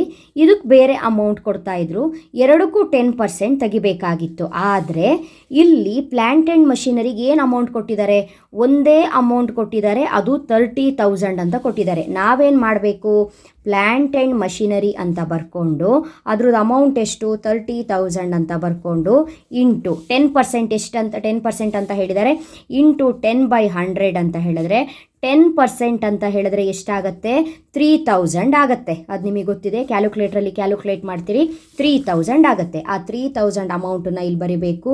To plant and machinery depreciation ಅಂತ ಬರಿಬೇಕು. ಡಿಪ್ರಿಸಿಯೇಷನ್ ಹೇಗೆ ಡಿಪ್ರಿಸಿಯೇಷನ್ ಸಿಕ್ತು, 30,000 ಅಮೌಂಟಲ್ಲಿ 10% ತೆಗೆದಾಗ ನಮಗೆ ಸಿಕ್ಕಿದ್ದು 3,000ನ ಹೊರಗಡೆ ಬರಿಬೇಕು. ಇಷ್ಟೇ. ಸಮ್ ಟೈಮ್ ಹೇಳಿದ್ನಲ್ಲ, ಎರಡು ಸಪ್ರೇಟ್ ಇದ್ದಾಗ ಸಪ್ರೇಟ್ ಕೊಡಬೇಕು ಅಮೌಂಟು, ಒಂದೇ ಅಮೌಂಟ್ ಇದ್ದಾಗ ಒಂದೇ ಅಮೌಂಟಿಗೆ ತೆಗೆದ್ರೆ ಆಯಿತು. ಯಾಕಂದರೆ ಮಷಿನರಿ ಬಿಲ್ಡಿಂಗು ಕೊಡ್ತಾರೆ, ಇಲ್ಲ ಫರ್ನಿಚರು ಮಷಿನರಿ ಕೊಡ್ತಾರೆ, ಅಮೌಂಟ್ ಬೇರೆ ಬೇರೆ ಇದ್ದರೆ ಅದಕ್ಕೂ 10 ಇದಕ್ಕೂ 10 ತೆಗೀರಿ. ಒಂದೇ ಅಮೌಂಟ್ ಕೊಟ್ಟರೆ ಒಂದೇ ಅಮೌಂಟ್ ಮೇಲೆ ಡೈರೆಕ್ಟಾಗಿ ತೆಗೆದು ಇಡಿ, ಓಕೆ ಅಲ್ವಾ. ಅಲ್ಲಿಗೆ ಇದು ಮುಗೀತು. ನೆಕ್ಸ್ಟು ಪ್ಲ್ಯಾಂಟ್ ಆ್ಯಂಡ್ ಮಷಿನರಿ ಮುಗಿದೋಯ್ತು. ಕೊನೆಯದಾಗಿ make provision for doubtful debt ಅಂತ ಇದೆ, ಡೆಟಾರ್ಸ್ ಅಂತ ಕರಿತೀವಿ, ಕರೆಕ್ಟ್ ಅಲ್ವಾ. ಸೊ ಡೆಟಾರ್ಸ್ ಮೇಲೆ ಇವಾಗ ಕ್ಯಾಲ್ಕುಲೇಷನ್ ಇದೆ ಅಂತ ಹೇಳಿದಾಗ, ಡೆಟಾರ್ಸ್ ಅಂತ ಹೇಳಿದ್ರೆ ಏನು, ನಮಗೆ ಸಾಲವನ್ನು ಕೊಡುವವರು ಡೆಟಾರ್ಸ್, ಯಾಕಂದರೆ ನಾವು ಆಲ್ರೆಡಿ ಕೊಟ್ಟಿರ್ತೀವಿ. ಕ್ರೆಡಿಟಾರ್ಸ್ ಅಂತ ಹೇಳಿದ್ರೆ ನಮಗೆ ಸಾಲ ಕೊಟ್ಟಿರ್ತಾರೆ, ನಾವು ಅವ್ರಿಗೆ ರಿಟರ್ನ್ ಕೊಡಬೇಕು. ಕ್ರೆಡಿಟಾರ್ಸಿಗೆ ಒಂದು ಅರ್ಥ ಮಾಡ್ಕೊಳ್ಳಿ, ಕ್ರೆಡಿಟಾರ್ಸ್ ಒಂದೇ ಲೈನಲ್ಲಿ ಹೇಳೋದಾದರೆ ಕ್ರೆಡಿಟಾರ್ಸು ಬಿಸ್ನೆಸ್ಸಿಗೆ ಸಾಲ ಕೊಡ್ತಾರೆ, ಡೆಟಾರ್ಸು ಬಿಸ್ನೆಸ್ಸಿಂದ ಸಾಲ ತಗೊಳ್ತಾರೆ. ಅಲ್ಲಿಗೆ ವಾಪಸ್ ಕೊಡಬೇಕಾದವ್ರು ಯಾರು, ಕ್ರೆಡಿಟಾರ್ಸಿಗೆ ನಾವು ವಾಪಸ್ ಕೊಡಬೇಕು, ಬಿಸ್ನೆಸ್ ಅವರು ವಾಪಸ್ ಕೊಡಬೇಕು. ಬಟ್ ಡೆಟಾರ್ಸ್ ಅಂದರೆ ಡೆಟಾರ್ಸ್ ಅವರೇ ಬಿಸ್ನೆಸ್ಸಿಗೆ ಸಾಲನ ತೀರಿಸ್ತಾರೆ. ಹಾಗಾಗಿ ಡೆಟಾರ್ಸ್ ಅನ್ನೋರು ಸಾಲಗಾರರು. ಎಷ್ಟಂತೆ, ಅದರಲ್ಲೂ ಕೂಡ ಡೌಟ್ಫುಲ್ ಡೆಟ್ಟು, ಕೊಟ್ಟಿದ್ದೇ ಸಾಲ, ಅದರಲ್ಲೂ ಡೌಟ್ಫುಲ್ ಇದೆಯಂತೆ, ಕೊಡೋದು ಗ್ಯಾರಂಟಿ ಇಲ್ಲ, 5%. ಈಗ ಬನ್ನಿ ಡೆಟಾರ್ ಅಮೌಂಟ್ ಎಷ್ಟಿದೆ ಅನ್ನೋದನ್ನು ನೋಡ್ಕೊಳ್ಳಿ. ಡೆಟಾರ್ ಅಮೌಂಟು 76,000 ಇದೆ. ಇಲ್ಲಿ ಡೆಟಾರು ಕ್ರೆಡಿಟಾರ್ ಅಂತ ಇದೆಯಲ್ಲ, ಫಸ್ಟ್ ಇರೋದು ಡೆಟಾರ್ ಅಮೌಂಟು, ಸೆಕೆಂಡ್ ಇರೋದು ಕ್ರೆಡಿಟಾರ್ಸ್ ಅಮೌಂಟು. ಈ 76,000ಅಲ್ಲಿ ನಾನೇನು ಮಾಡ್ತೀನಿ, ಅಲ್ಲಿ ಏನು ಕೊಟ್ಟಿದ್ದಾರೋ ಹಾಗೆ ಬರಿತೀನಿ, ಪ್ರಾವಿಷನ್ ಫಾರ್ PDD ಅಂತ ಬರಿಬೋದು. PDD ಆಯಿತಾ. 76,000 ಇದೆ ಅಲ್ವಾ ಅವ್ರು ಕೊಟ್ಟಿರೋದು ಡೇಟಾರ್ಸು, ಕರೆಕ್ಟಾಗಿ ನೋಡ್ಕೊಳ್ಳಿ. ಡೇಟಾರ್ಸು 76,000 ಇದೆ. ಆ 76,000ನ ನಾನಿಲ್ಲಿ ಬರೆದಿದ್ದೀನಿ. ಅದ್ರ ಮೇಲೆ ಎಷ್ಟು ಪರ್ಸೆಂಟ್ ಅಂತೆ?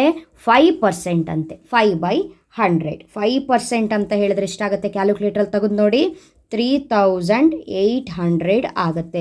ಒನ್ಸ್ ಅಗೇನ್ ಕ್ರಾಸ್ ಚೆಕ್ ಮಾಡ್ಕೊಳ್ಳೋಣ. 76,000 ಇಂಟು 5/100, ಎಸ್ 3,800 ಆಗುತ್ತೆ. ಓಕೆ ಅಲ್ವಾ? ಈ 3,800 ಅಮೌಂಟನ್ನು ಬರೆದ್ವಿ. ನೆಕ್ಸ್ಟ್ ಬ್ಯಾಲೆನ್ಸ್ ಶೀಟಲ್ಲಿ ಅಡ್ಜಸ್ಟ್ಮೆಂಟ್ ಇದೆ, ನೋಡಬೇಕು. ಅಲ್ಲಿಗೆ ನೋಡಿ, ಕರೆಕ್ಟಾಗಿ ನೋಡಿ, ಅಷ್ಟು ಮುಗೀತು. ಇನ್ನೇನು ಅಡ್ಜಸ್ಟ್ ಮಾಡೋದಿಲ್ಲ, ನಾವು ಎಂಡಿಗೆ ಬಂದು ಹೋದ್ವಿ. ಇದಿಷ್ಟಾದ್ರ ಮೇಲೆ ಏನು ಮಾಡಬೇಕು? ಇವಾಗ ಹೈಯೆಸ್ಟು ಯಾವ ಕಡೆ ಇದೆಯೋ ಆ ಕಡೆ ನಾವೇನು ಮಾಡಬೇಕು? ಕ್ಲೋಸ್ ಮಾಡಬೇಕು. ಹೈಯೆಸ್ಟ್ ಎಲ್ಲಿದೆ ಅಂತ ಹೇಳ್ಕೊಂಡು ನೋಡಿ. ಡೆಬಿಟ್ ಸೈಡಲ್ಲಿ ಇದೆಯೋ ಕ್ರೆಡಿಟ್ ಸೈಡಲ್ಲಿ ಇದೆಯೋ? ಸೊ ಗೊತ್ತಾಗ್ತಾ ಇದೆ ನಿಮಗೆ, ಕ್ರೆಡಿಟ್ ಸೈಡಲ್ಲೇ ಇದೆ ಅನ್ನೋದು ಗೊತ್ತಾಗ್ತಾ ಇದೆ. ಕ್ರೆಡಿಟ್ ಸೈಡಲ್ಲಿ ಎಷ್ಟು ಅಮೌಂಟ್ ಇದೆ ನೀವು ಈಗ ಬರ್ಕೊಂಡಿರೋದು, ನನ್ನ ಜೊತೆ ನೀವು ಕೂಡ ಪ್ರಾಬ್ಲಮ್ನ ಮಾಡಿ ಬಂದುಬಿಡುತ್ತೆ. 29,000 4,000 ಇದೆ. ಸೊ ಜಾಸ್ತಿ ಇರೋದು ಈ ಕಡೆನೇ ಇದೆ.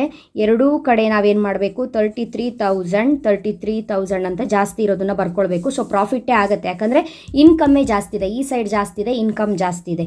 ಈಗ ಈ 33,000ಅಲ್ಲಿ ಇಲ್ಲಿ ಏನೇನು ಖರ್ಚುಗಳಾಗಿದೆ ಅದನ್ನೆಲ್ಲ ಕಳೆದು ಬಿಟ್ಟರೆ ನಿಮಗೆ ನೆಟ್ ಪ್ರಾಫಿಟ್ಟು ಸಿಗುತ್ತೆ. 33,000 ಮೈನಸ್ ಒಂದೊಂದೇ ಹೇಳ್ತಾ ಬನ್ನಿ.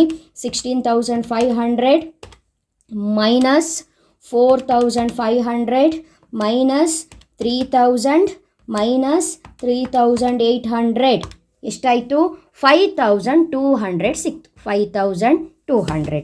ಸೊ ಆ 5,200ನ ನಾನಿಲ್ಲಿ ಬರೆದು ಇಲ್ಲೊಂದು ಮಾರ್ಕ್ ಮಾಡ್ಕೊಳ್ತೀನಿ, ಯಾಕಂದರೆ ಇದೇ ನೆಟ್ ಪ್ರಾಫಿಟ್ಟು ಅಂತ. ಸೊ ಈ ಸೈಡ್ ಬಂದಿದೆ ಅಂತ ಹೇಳಿದ್ರೆ ಏನು? ಇನ್ಕಮ್ಮು ಜಾಸ್ತಿ ಇದೆ, ಹಾಗಾಗಿ ನಮಗೆ ಇದು ಟು ನೆಟ್ ಪ್ರಾಫಿಟ್. ಈ ನೆಟ್ ಪ್ರಾಫಿಟ್ನ ಎಲ್ಲಿಗೆ ತೊಗೊಂಡು ಹೋಗ್ತೀವಿ? ಎಸ್, ಬ್ಯಾಲೆನ್ಸ್ ಶೀಟ್ಗೆ ತೊಗೊಂಡು ಹೋಗ್ತೀವಿ. ಅದರಲ್ಲೂ ಕ್ಯಾಪಿಟಲಿಗೆ ಆ್ಯಡ್ ಮಾಡ್ತೀವಿ. ನಾನು ಆಲ್ರೆಡಿ ರೂಲ್ಸ್ ಹೇಳಿಬಿಟ್ಟಿದ್ದೀನಿ. ಏನು ರೂಲ್ಸ್ ಹೇಳಿದ್ದೀನಿ? ಕ್ಯಾಪಿಟಲ್ ಅಂತ ಬಂದರೆ ಅದಕ್ಕೆ ನೆಟ್ ಪ್ರಾಫಿಟ್ನ ಆ್ಯಡ್ ಮಾಡಬೇಕು, ಡ್ರಾಯಿಂಗ್ಸನ್ನು ಲೆಸ್ ಮಾಡಬೇಕು. ನಿಮಗೀಗ ಡೌಟು, ಮೇಡಮ್ ಈ ಕಡೆ ಬಂದುಬಿಟ್ರೆ ನೆಟ್ ಲಾಸ್ ಬಂದುಬಿಟ್ರೆ ಕ್ಯಾಪಿಟಲಲ್ಲಿ ನೆಟ್ ಲಾಸನ್ನು ಲೆಸ್ ಮಾಡಬೇಕು, ಡ್ರಾಯಿಂಗ್ಸನ್ನು ಲೆಸ್ ಮಾಡಬೇಕು. ಸೊ ಇಲ್ಲಿಗೆ P&L ಅಕೌಂಟು ಮುಗೀತು. ಈಗ ನಾವು ಎಂಡ್ ಬಂದ್ವಿ, ಬ್ಯಾಲೆನ್ಸ್ ಶೀಟ್ ಹಾಕಬೇಕು. 4 ಕಾಲಮ್ಸ್ ಹಾಕ್ಕೊಂಡಿದ್ದೀನಿ. ಹೆಡ್ಡಿಂಗ್ ಬರ್ಕೊಳ್ಳೋಣ. Balance sheet as on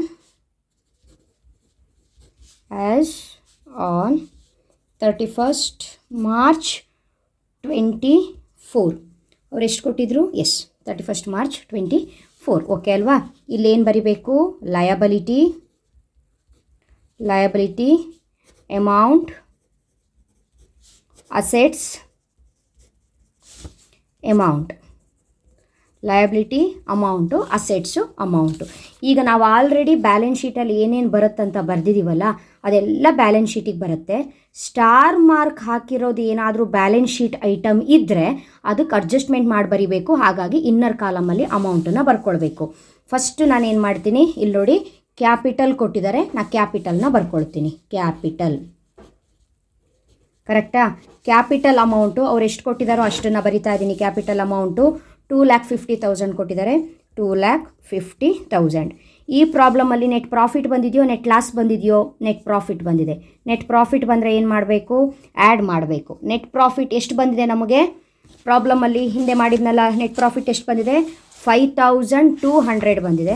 so ಆ 5,200ನ ಆ್ಯಡ್ ಮಾಡಿ. 5,200 ಆ್ಯಡ್ ಮಾಡಿದ ತಕ್ಷಣ ಎಷ್ಟಾಗುತ್ತೆ? 2,55,200 ಆಗುತ್ತೆ. ಸೊ ಇದರಲ್ಲಿ ಇವಾಗ ಏನು ಮಾಡಬೇಕು? ಲೆಸ್ ಡ್ರಾಯಿಂಗ್ಸನ್ನು ಲೆಸ್ ಮಾಡಬೇಕು. ಆಲ್ವೇಸ್ ಇದೇ ಥರ ಕ್ಯಾಪಿಟಲಿಗೆ ನೆಟ್ ಪ್ರಾಫಿಟ್ ಆ್ಯಡ್ ಮಾಡಬೇಕು, ಬಂದಿರೋ ಅಮೌಂಟಲ್ಲಿ ಡ್ರಾಯಿಂಗ್ಸನ್ನು ಲೆಸ್ ಮಾಡಬೇಕು. ಕ್ಯಾಪಿಟಲಿಗೆ ನೆಟ್ ಲಾಸ್ ಬಂದರೆ ಲೆಸ್ ಮಾಡಬೇಕು, ಡ್ರಾಯಿಂಗ್ಸನ್ನಂತೂ ಆಲ್ವೇಸ್ ಲೆಸ್ ಮಾಡಬೇಕು. ಡ್ರಾಯಿಂಗ್ಸ್ ಅಮೌಂಟ್ ಎಷ್ಟಿದೆ? 25,000 ಇದೆ. 25,000. ಸೊ ಇವಾಗ 2,55,200ಅಲ್ಲಿ 25,000 ಹೋದರೆ ಉಳಿಯೋದೆಷ್ಟು? 2,25,000 ಹೋಯಿತು, 30,200 ಉಳಿತು. ಅಲ್ಲಿ ಕ್ಯಾಪಿಟಲ್ ಅಡ್ಜಸ್ಟ್ಮೆಂಟ್ ಮುಗೀತು. ನೀವು ಆರಾಮಾಗಿ ಕ್ಯಾಪಿಟಲ್ಲು, ಡ್ರಾಯಿಂಗ್ಸು, ನೆಟ್ ಪ್ರಾಫಿಟಿನ ಕತೆ ಮುಗೀತು. ಇಷ್ಟೇ ಬರೆದು ಬಿಟ್ಟರೆ ಆಯಿತು. ನೋಡಿ, ಈಸಿ ಇದೆ, ತುಂಬ ಅಂದರೆ ತುಂಬ ಈಸಿ ಇದೆ. ಕರೆಕ್ಟಾಗಿ ಬರೀಬೇಕು. ಈಗ ಲ್ಯಾಂಡ್ ಆ್ಯಂಡ್ ಬಿಲ್ಡಿಂಗ್ ಅಂತ ಇದೆ. ಲ್ಯಾಂಡ್ ಆ್ಯಂಡ್ ಬಿಲ್ಡಿಂಗ್ ಎಲ್ಲಿಗೆ ಬರುತ್ತೆ? ಅಸೆಟ್. ಇದು ಬ್ಯಾಲೆನ್ಸ್ ಶೀಟಿಗೆ ಬರುತ್ತೆ. ಸ್ಟಾರ್ ಮಾರ್ಕ್ ಇದೆಯಾ? ಇಲ್ಲ. ಡೈರೆಕ್ಟಾಗಿ ಬರಿಬಹುದು ತಾನೇ? ಬರೀರಿ. ಲ್ಯಾಂಡ್ ಆ್ಯಂಡ್ ಬಿಲ್ಡಿಂಗ್ ಎಷ್ಟು ಅಮೌಂಟು? 50,000. ನಾನಿಲ್ಲಿ ಬರಿತಾ ಇದ್ದೀನಿ. Land and building 50,000. ಬರ್ದಿದ್ದೀನಿ. ಅಲ್ಲಿ ಒಂದು ಮುಗೀತಾ, ಒಂದು ಅಸೆಟ್ ಮುಗೀತು. ನೆಕ್ಸ್ಟ್ ಏನಿದೆ, ಪ್ಲ್ಯಾಂಟ್ ಆ್ಯಂಡ್ ಮಷಿನರಿ ಇದೆ. ಸ್ಟಾರ್ ಮಾರ್ಕ್ ಇರೋದ್ರಿಂದ ಅಡ್ಜಸ್ಟ್ಮೆಂಟ್ ಇತ್ತು, ಡಬಲ್ ಎಂಟ್ರಿ, ಹಾಗಾಗಿ ಇದನ್ನು ಡೈರೆಕ್ಟಾಗಿ ಬರೆಯೋ ಹಾಗಿಲ್ಲ. ಪ್ಲ್ಯಾಂಟ್ ಆ್ಯಂಡ್ ಮಷಿನರಿ, ಇಲ್ಲೇನು ಮಾಡಬೇಕು, ಪ್ಲ್ಯಾಂಟ್ ಆ್ಯಂಡ್ ಮಷಿನರಿ ಅಂತ ಬರ್ಕೊಳ್ಬೇಕು. ಅದರದ್ದು ಅಮೌಂಟ್ ಎಷ್ಟಿತ್ತು ಇಲ್ಲಿ, ಪ್ಲ್ಯಾಂಟ್ ಆ್ಯಂಡ್ ಮಷಿನರಿ ಅಮೌಂಟ್ ಎಷ್ಟಿತ್ತು, 30,000 ಇತ್ತು. 30,000ನ ಬರ್ಕೊಂಡಿದ್ದೀನಿ. ಲೆಸ್, ಯಾಕೆ ಲೆಸ್ ಮಾಡಿದೆ, ನಾವಿಲ್ಲಿ ಪ್ಲ್ಯಾಂಟ್ ಆ್ಯಂಡ್ ಇದಕ್ಕೆ ಎಂತ ಮಾಡಿರೋದು, ಡಿಪ್ರಿಸಿಯೇಷನ್ ಮಾಡಿರೋದು. ಡಿಪ್ರಿಸಿಯೇಷನ್ ಅಂತ ಹೇಳಿದ್ರೆ ಲೆಸ್ ಮಾಡಬೇಕು, ಅಪ್ರಿಸಿಯೇಷನ್ ಅಂತ ಹೇಳಿದ್ರೆ ಆ್ಯಡ್ ಮಾಡಬೇಕು. ಇಲ್ಲಿರೋದು ಡಿಪ್ರಿಸಿಯೇಷನ್ನು, ಲೆಸ್ ಮಾಡಿದ್ದೀನಿ. ಲೆಸ್ ಡಿಪ್ರಿಸಿಯೇಷನ್ ಅಮೌಂಟ್ ಎಷ್ಟು ಬಂದಿತ್ತು ನಮಗೆ, 3,000 ಬಂದಿತ್ತು. ಕರೆಕ್ಟಾ? ಎಲ್ಲಿ 3,000 ಬಂದಿತ್ತು, ಇಲ್ಲಿ ತೆಗ್ದಿದ್ವಲ್ಲ ನಾವು ಡಿಪ್ರಿಸಿಯೇಷನ್ನು. 30,000 ಮೇಲೆ 10% ಅಂತ ತೆಗೆದಾಗ 3,000 ಬಂದಿತ್ತಲ್ಲ, ಅದೇ. ಅಂದರೆ ಮಷಿನರಿ ಓಲ್ಡ್ ಆಗಿದೆ ಅಂತ. 30,000ಅಲ್ಲಿ 3,000 ಹೋದರೆ ಎಷ್ಟು ಉಳಿತು, 27,000 ಉಳಿತು. ಅಲ್ಲಿಗೆ ಇದು ಕೂಡ ಮುಗೀತು. ನೆಕ್ಸ್ಟು ಪ್ಲ್ಯಾಂಟ್ ಆ್ಯಂಡ್ ಮಷಿನರಿ ಆಯಿತು. ಪರ್ಚೇಸ್ ಸೇಲ್ಸ್ ಇಲ್ಲ, ರಿಟರ್ನ್ಸ್ ಇಂದಿಲ್ಲ, ಸ್ಟಾಕ್ ಇಂದಿಲ್ಲ. ಫರ್ನಿಚರ್ ಇದೆ. ಫರ್ನಿಚರ್ ಎಷ್ಟು ಕೊಟ್ಟಿದ್ದಾರೆ, 94,000 ಕೊಟ್ಟಿದ್ದಾರೆ. ಅಡ್ಜಸ್ಟ್ಮೆಂಟ್ ಇಲ್ಲ ನೋಡಿ, ಸ್ಟಾರ್ ಮಾರ್ಕ್ ಇಲ್ಲ ಫರ್ನಿಚರಿಗೆ, ಡೈರೆಕ್ಟಾಗಿ ಬರೀರಿ. ಅಸೆಟ್ ಅದು, furniture asset, furniture amount 94,000 direct. Next furniture ಮುಗೀತು. ಅದಾದ್ರ ಮೇಲೆ ಸ್ಯಾಲ್ರಿ ಅಡ್ಜಸ್ಟ್ಮೆಂಟ್ ಇದೆ. ನಿಮಗೀಗ ಡೌಟು, ಸ್ಯಾಲ್ರಿ ಬ್ಯಾಲೆನ್ಸ್ ಶೀಟಿಗೆ ಬರಲ್ವಲ್ಲ, ಮತ್ತೆ ಬರಿತೀವಿ, ಅಡ್ಜಸ್ಟ್ಮೆಂಟ್ ಇದ್ದರೆ ಡಬಲ್ ಎಂಟ್ರಿ ಅಲ್ಲ, ಬ್ಯಾಲೆನ್ಸ್ ಶೀಟಿಗೆ ಬಂದೇ ಬರುತ್ತಲ್ವ. ಹಾಗಾಗಿ ಸ್ಯಾಲರಿ ಅಂತ ಹೇಳಿಕೊಂಡು ಏನಿತ್ತು ಅಡ್ಜಸ್ಟ್ಮೆಂಟು ಅದನ್ನು ನೋಡಬೇಕು. ಪ್ರಾಬ್ಲಮ್ಮಲ್ಲಿ ಏನಿತ್ತು, ಸ್ಯಾಲರಿಗೆ ಔಟ್ಸ್ಟ್ಯಾಂಡಿಂಗ್ ಇತ್ತು. ನಾವಿವಾಗ ಈ ಔಟ್ಸ್ಟ್ಯಾಂಡಿಂಗ್ ಅಮೌಂಟನ್ನು ತೊಗೋಬೇಕು. ಔಟ್ಸ್ಟ್ಯಾಂಡಿಂಗ್ ಅಮೌಂಟ್ ಎಷ್ಟಿತ್ತು, 5,000 ಏನಿತ್ತು ಔಟ್ಸ್ಟ್ಯಾಂಡಿಂಗ್ ಅಮೌಂಟ್, ಅದು ಮಾತ್ರ ತೊಗೊಳ್ಬೇಕು. ಮತ್ತು ಸ್ಯಾಲ್ರಿ ಅಮೌಂಟ್ ತೊಗೊಳ್ಳೋ ಹಾಗಿಲ್ಲ, ಸ್ಯಾಲ್ರಿ ಅಮೌಂಟು P&Lಗೆ ಹೋಗುತ್ತೆ. ಔಟ್ಸ್ಟ್ಯಾಂಡಿಂಗ್ ಅಮೌಂಟ್ ಎಷ್ಟಿತ್ತು, 5,000 ಇತ್ತು. ನಾನಿಲ್ಲಿ ಬರಿತಾ ಇದ್ದೀನಿ, ಔಟ್ಸ್ಟ್ಯಾಂಡಿಂಗ್ ಸ್ಯಾಲರಿ. ಅಡ್ಜಸ್ಟ್ಮೆಂಟಲ್ಲಿ ಏನಿರೋದು, ಸ್ಯಾಲರಿ ಔಟ್ಸ್ಟ್ಯಾಂಡಿಂಗ್ 5,000. ಈ 5,000 ಮಾತ್ರ ತೊಗೋಬೇಕು, ಬೇರೆ ತೊಗೊಳಕ್ಕೆ ಬರಲ್ಲ. ಆಯಿತಾ? 5,000 outstanding salary 5,000. So outstanding salary ಮುಗೀತಾ. ನೆಕ್ಸ್ಟು ಇನ್ನೇನಿದೆ ಅಂತ ಹೇಳ್ಕೊಂಡು ನೋಡ್ಕೊಂಡು ಹೋಗಿ. ಸ್ಯಾಲರಿ ಮುಗೀತು. ಇನ್ಶೂರೆನ್ಸ್ ಮೇಲೂ ಅಡ್ಜಸ್ಟ್ಮೆಂಟ್ ಇದೆ. ಬಟ್ ಇನ್ಶೂರೆನ್ಸ್ ಮೇಲೆ ಏನು ಅಡ್ಜಸ್ಟ್ಮೆಂಟ್ ಇತ್ತು, ಪ್ರೀಪೇಯ್ಡ್ ಅಂತ ಇತ್ತು. ಔಟ್ಸ್ಟ್ಯಾಂಡಿಂಗು ಯಾವಾಗಲೂ ಲಯಬಿಲಿಟಿ ಅಂದರೆ ಬಾಕಿ ಅಂತ ಅರ್ಥ, ನಾವು ಕೊಡಬೇಕು, ಇನ್ನೂ 5,000 ಕೊಡೋದಿದೆ. ಬಟ್ ಪ್ರೀಪೇಯ್ಡ್ ಏನಿರುತ್ತೆ, ಇನ್ಶೂರೆನ್ಸ್ ಪ್ರೀಪೇಯ್ಡ್ ಏನಿರುತ್ತೆ, ಆಲ್ವೇಸ್ ಅಸೆಟ್. Insurance prepaid. ಎಷ್ಟು ಇನ್ಶೂರೆನ್ಸು ಪ್ರೀಪೇಯ್ಡ್ ಮಾಡಿದೆ ಅಂತ ಹೇಳ್ಕೊಂಡು ನಾವಿಲ್ಲಿ ಕಂಡು ಹಿಡಿದಿದ್ವಿ. ಇನ್ಶೂರೆನ್ಸ್ ಪ್ರೀಪೇಯ್ಡ್ ಅಮೌಂಟ್ ಎಷ್ಟು, 500. ಈ 500 ಇಲ್ಲೂ ಅವರು ಕೂಡ ಕೊಟ್ಟಿರ್ತಾರೆ ನೋಡಿ, 500 ಇಲ್ಲಿದೆ. ಈ 500 ಅಮೌಂಟ್ ಮಾತ್ರ ಇಲ್ಲಿ ತೊಗೊಳ್ಬೇಕು, ಜಾಸ್ತಿ ತೊಗೊಳ್ಳೋ ಹಾಗಿಲ್ಲ. ಅಡ್ಜಸ್ಟ್ಮೆಂಟಲ್ಲಿರೋ ಅಮೌಂಟ್ ಅಷ್ಟೇ ತೊಗೊಳ್ಬೇಕು. ಅರ್ಥ ಆಗ್ತಿದೆಯಾ ನಾ ಹೇಳೋದು? ಓಕೆ. ನೆಕ್ಸ್ಟ್ ಅದಾದ್ರ ಮೇಲೆ ಇನ್ಶೂರೆನ್ಸ್ ಮುಗೀತು. ಡೆಟಾರು ಕ್ರೆಡಿಟಾರ್ಸು ಇದ್ದಾರೆ. ಈಗ ಹೇಳಿ, ಡೆಟಾರ್ಸ್ ಎಲ್ಲಿ ಬರ್ತಾರೆ, ಡೆಟಾರ್ಸ್ ಅಂದರೆ ನಮಗೆ ದುಡ್ಡು ಕೊಡಬೇಕಲ್ವ, ಅವರು ಒಳಗೆ ಬರ್ತಾರೆ. ಸೊ ಡೆಟಾರ್ಸ್ ಅಮೌಂಟ್ ಎಷ್ಟು, 76,000 ಅಸೆಟ್. ಕ್ರೆಡಿಟಾರ್ಸ್ ಎಲ್ಲಿ ಬರ್ತಾರೆ, ಲಯಬಿಲಿಟಿ, ನಾವೇ ಕೊಡಬೇಕು ದುಡ್ಡು, ಬಿಸ್ನೆಸ್ ಅವರೇ ಕೊಡಬೇಕು. ಕ್ರೆಡಿಟಾರ್ಸ್ ಇಲ್ಲಿ ಬರ್ತಾರೆ. ಕ್ರೆಡಿಟಾರ್ಸಿನ ಅಮೌಂಟು 55,000 ಇದೆ. ಕ್ರೆಡಿಟಾರ್ಸ್ ಮೇಲೆ ಏನು ಅಡ್ಜಸ್ಟ್ಮೆಂಟೇ ಮಾಡಿಲ್ಲ, ಅದಕ್ಕೆ ನಾನು 55,000ನ ಡೈರೆಕ್ಟಾಗಿ ಔಟರ್ ಕಾಲಮಿಗೆ ಬರೆದೆ. ಬಟ್ ಡೆಟಾರ್ಸ್ ಯಾಕೆ ನಾನು ಇಲ್ಲಿ ಬರೆದಿದ್ದೀನಿ ಅಂತ ಹೇಳಿದ್ರೆ, ಲೆಸ್ PDD ಡೌಟ್ ಇದೆ ನಮಗೆ. ಅವರು ಡೌಟ್ ಅಂತ ಹೇಳಿದ್ದಾರೆ. ಡೌಟ್ ಅಂತ ಇಲ್ಲಿ ಎಷ್ಟು ಕೊಟ್ಟಿದ್ರು, 5% ಅಂತ ಕೊಟ್ಟಿದ್ರು. 5% ಅಂತ ಕೊಟ್ಟಿದ್ದಾರೆ, ಅಮೌಂಟ್ ಕೊಟ್ಟಿಲ್ಲ. ಆ 5%ನ ನಾವೇನು ಕಂಡು ಹಿಡಿದಿದ್ದೀವಿ ಅದನ್ನು ಬರೆದ್ರೆ ಆಯಿತು. 5% ಅಂತ ಹೇಳಿದ್ರೆ ಎಷ್ಟಂತೆ, PDD 3,800. ಆ PDD ಅಮೌಂಟು 3,800ನ ಕಳೆದು ಬರಿಬೇಕು. 76,000ಅಲ್ಲಿ 3,800 ಹೋದರೆ 72,200 ಉಳಿಯುತ್ತೆ. ಓಕೆನಾ? ಮುಗೀತು. ನೆಕ್ಸ್ಟು ಅದಾದ್ರ ಮೇಲೆ ಡೆಟಾರ್ಸು ಕ್ರೆಡಿಟಾರ್ಸು ಆಯಿತು. ಬ್ಯಾಂಕ್ ಲೋನ್ ಇದೆ. ಬ್ಯಾಂಕ್ ಲೋನು ಲಯಬಿಲಿಟಿ, ನಾವೇ ಕಟ್ಟಬೇಕು. ಬ್ಯಾಂಕ್ ಲೋನ್ ದುಡ್ಡು ಹೋಗುತ್ತೆ, ನಮ್ಮ ಜವಾಬ್ದಾರಿ ಬ್ಯಾಂಕ್ ಲೋನ್ ಕಟ್ಟೋದು. ಬ್ಯಾಂಕ್ ಲೋನ್ ಎಷ್ಟು, 20,000 ಇದೆ. ಏನು ಅಡ್ಜಸ್ಟ್ಮೆಂಟ್ ಇಲ್ಲ, ಡೈರೆಕ್ಟಾಗಿ ಅಮೌಂಟನ್ನು ಬರದೆ ಬ್ಯಾಂಕ್ ಲೋನ್ ಆಯಿತು. ನೆಕ್ಸ್ಟ್ ಬ್ಯಾಂಕ್ ಲೋನು, ಕಮಿಷನ್ ಇಲ್ಲ. ನೆಕ್ಸ್ಟ್ ವೇಜಸ್ ಇಲ್ಲ. Yes, cash in hand balance sheet asset. Cash in hand ಅಂತ ಇದೆ, ಕರೆಕ್ಟಾ? ಕ್ಯಾಶ್ ಇನ್ ಹ್ಯಾಂಡ್ ಎಷ್ಟಿದೆ ಅವ್ರು ಕೊಟ್ಟಿರೋದ್ರಲ್ಲಿ, 40,500 ಇದೆ. 40,500ನ ಡೈರೆಕ್ಟಾಗಿ ಬರೆದೆ, ಕರೆಕ್ಟಾ? ಇವಾಗ ನೋಡಿ, ಇಲ್ಲಿ ಮುಗೀತು, ಕ್ಯಾಶ್ ಇನ್ ಹ್ಯಾಂಡಿಗೆ ಮುಗೀತು. ಇವಾಗ ಅಡ್ಜಸ್ಟ್ಮೆಂಟಿಗೆ ಬನ್ನಿ. ಎಲ್ಲದಕ್ಕೂ ಡಬಲ್ ಎಂಟ್ರಿ ಆಗಿದೆಯಾ ನೋಡಿ. ಈ PDDಯನ್ನು P&Lಲ್ಲೂ ಬರೆದ್ವಿ, ಬ್ಯಾಲೆನ್ಸ್ ಶೀಟಲ್ಲೂ ಬರೆದ್ವಿ. ಪ್ಲ್ಯಾಂಟ್ ಆ್ಯಂಡ್ ಮಷಿನರಿ ಡಿಪ್ರಿಸಿಯೇಷನು P&Lಲ್ಲೂ ತೆಗೆದ್ವಿ, ಬ್ಯಾಲೆನ್ಸ್ ಶೀಟಿಗೂ ಬರೆದ್ವಿ. ಪ್ರೀಪೇಯ್ಡ್ ಇನ್ಶೂರೆನ್ಸು P&Lಗೂ ಬರೆದ್ವಿ, ಬ್ಯಾಲೆನ್ಸ್ ಶೀಟಿಗೂ ಬರೆದ್ವಿ, ಡಬಲ್ ಎಂಟ್ರಿ. ಸ್ಯಾಲರಿ P&Lಲ್ಲೂ ಬರೆದಿದ್ವಿ, ಬ್ಯಾಲೆನ್ಸ್ ಶೀಟಲ್ಲೂ ಬರೆದಿದ್ವಿ, ಡಬಲ್ ಆಯಿತು. ಬಟ್ ಈ ಕ್ಲೋಸಿಂಗ್ ಸ್ಟಾಕನ್ನು ನಾವು ಒಂದೇ ಕಡೆ ಬರೆದಿದ್ದೀವಿ. ಎಲ್ಲಿ ಬರೆದಿದ್ದೀವಿ, ಟ್ರೇಡಿಂಗ್ ಅಕೌಂಟಲ್ಲಿ ಮಾತ್ರ ಬರೆದಿದ್ವಿ, ಅದ್ರ ಮೇಲೆ ನಾವು ಇದನ್ನು ಟಚ್ಚೇ ಮಾಡಿಲ್ಲ. ಡಬಲ್ ಎಂಟ್ರಿ ಕೊಡಬೇಕಲ್ಲ ಅಡ್ಜಸ್ಟ್ಮೆಂಟಲ್ಲಿ, ಇದ್ರ ಮೇಲೆ ಒಂದು ಟ್ರೇಡಿಂಗಲ್ಲಿ ಬರೆದ್ವಿ, ಇನ್ನೊಂದು ಎಲ್ಲಿ ಬರಿತೀವಿ ಅಂತ ಹೇಳಿದ್ರೆ ಅಸೆಟ್ಟಲ್ಲಿ ಬರಿತೀವಿ. ಕ್ಲೋಸಿಂಗ್ ಸ್ಟಾಕ್ ಆಲ್ವೇಸ್ ಅಸೆಟ್, ಅಲ್ಲಿಗೆ ಇದಕ್ಕೂ ಡಬಲ್ ಎಂಟ್ರಿ ಆಯಿತು. ಕ್ಲೋಸಿಂಗ್ ಸ್ಟಾಕು ಅವ್ರು ಎಷ್ಟು ಕೊಟ್ಟಿದ್ದಾರೆ? 26,500 ಅವರೇ ಕೊಟ್ಟಿದ್ದಾರೆ. 26,000 ಸಾರಿ 500 ಇಲ್ಲ, 26,000 ಓನ್ಲಿ, 26,000. ಓಕೆನಾ? ಕರೆಕ್ಟಾಗಿ ನೋಡಿ, ಇಲ್ಲಿಗೆ ಮುಗಿದೋಗಿದೆ. ಬ್ಯಾಲೆನ್ಸ್ ಶೀಟ್ ಏನೇನು ಐಟಮ್ಸ್ ಹಾಕಬೇಕೋ ಅದು ಮುಗಿದಿದೆ. ಕರೆಕ್ಟ್ ಅಲ್ವಾ? ನೋಡಿ, ಇಲ್ಲಿ ಇರುವಂಥ ಎಲ್ಲ ಐಟಮ್ಸ್ಗಳನ್ನು ಇವಾಗ ಹಾಕಿ ಆಗಿದೆ, ಇನ್ನೇನು ಹಾಕೋದು ಬಾಕಿ ಇಲ್ಲ. ಓಕೆ ಅಲ್ವಾ? ಇವಾಗ ಏನು ಮಾಡಬೇಕು? Asset side liability side Tally ಆಗ್ತಾ ಇದೆಯಾ, ನಾವು ಮಾಡಿರೋ ಲೆಕ್ಕ ಕರೆಕ್ಟಾಗಿದೆಯಾ ಅಂತ ಚೆಕ್ ಮಾಡಬೇಕು. ಇಲ್ಲಿ ನೋಡಿ, ಔಟರ್ ಕಾಲಮಲ್ಲಿರೋ ಅಮೌಂಟನ್ನೆಲ್ಲ ಹೇಳ್ತಾ ಬನ್ನಿ, ಕರೆಕ್ಟಾಗಿ ಚೆಕ್ ಮಾಡೋಣ ಟ್ಯಾಲಿ ಆಗಿದೆಯಲ್ಲ ಅಂತ ಹೇಳ್ಕೊಂಡು. 2,30,200 ಕರೆಕ್ಟಾ? ಪ್ಲಸ್ 5,000 ಪ್ಲಸ್ 55,000 ಪ್ಲಸ್ 20,000 ಎಷ್ಟು ಬಂತು? 3,10,200 ಬಂದಿದೆ. ನೋಡಿ, ಕಾಣಿಸ್ತಾ ಇದೆಯಾ? 3,10,200. ನಾನು ಅದನ್ನ ಇಲ್ಲಿ ಬರಿತೀನಿ, 3,10,200. ಆ ಕಡೆನೂ ಇಷ್ಟೇ ಬಂದಿದ್ರು ನಾವು ಮಾಡಿರೋ ಲೆಕ್ಕ ಕರೆಕ್ಟ್, ಇಲ್ಲ ಅಂದರೆ ನಾವು ಮಾಡಿರೋ ಪ್ರಾಬ್ಲಮ್ಮು ರಾಂಗ್ ಅಂತ ಅರ್ಥ ಆಗುತ್ತೆ. ಎಷ್ಟು ಬಂದಿದೆ ನೋಡಿ? ಒಂದು 50,000 ಕರೆಕ್ಟಾ? Plus 27,000 plus 94,000 plus 500 plus 72,200 plus 40,500 plus 26,000. Total 3,10,200 ಕರೆಕ್ಟಾಗಿ ಬಂದಿದೆ. 3 ಲ್ಯಾಕ್ ಎರಡೂ ಕಡೆನೂ ಕೂಡ ಕರೆಕ್ಟಾಗಿ ಇದೆ. 3,10,200. ಓಕೆನಾ? 50,000 ಚೆಕ್ ಮಾಡ್ತಾ ಇದ್ದೀನಿ. 50,000, 27,000, 94,000, 500, 72,200, 40,500, 26,000, 3,10,200 ಕರೆಕ್ಟ್. ಎರಡು ಕಡೆನೂ ಕರೆಕ್ಟಾಗಿದೆ, ಟ್ಯಾಲಿ ಆಯಿತು. ಸೊ ಇಷ್ಟು ಮಾಡಿದ್ರೆ ನಿಮಗೆ 12 ಮಾರ್ಕ್ಸ್ ಕೊಡ್ತಾರೆ. ಈ ಒಂದು ಪ್ರಾಬ್ಲಮ್ಮು ಆಲ್ಮೋಸ್ಟ್ ಈಗ 40 ಮಿನಿಟ್ಸಿಗೆ ಬಂತು. ಬಟ್ ಈ ಲೆಕ್ಕನ ಕರೆಕ್ಟಾಗಿ ನೀವು ಗಮನ ಕೊಟ್ಟು ಕೇಳಿದರೆ 12 ಮಾರ್ಕ್ಸು ಖಂಡಿತವಾಗ್ಲೂ ನಿಮಗೆ ಬರುತ್ತೆ. ಎಷ್ಟು ಇನ್ಫಾರ್ಮೇಷನ್ನ ಕವರ್ ಮಾಡೋಕ್ಕಾಗುತ್ತೋ ಅಷ್ಟು ಇನ್ಫಾರ್ಮೇಷನ್ನ ಈ ಒಂದು ಪ್ರಾಬ್ಲಮಲ್ಲೇ ನಾನು ಕವರ್ ಮಾಡಿದ್ದೀನಿ.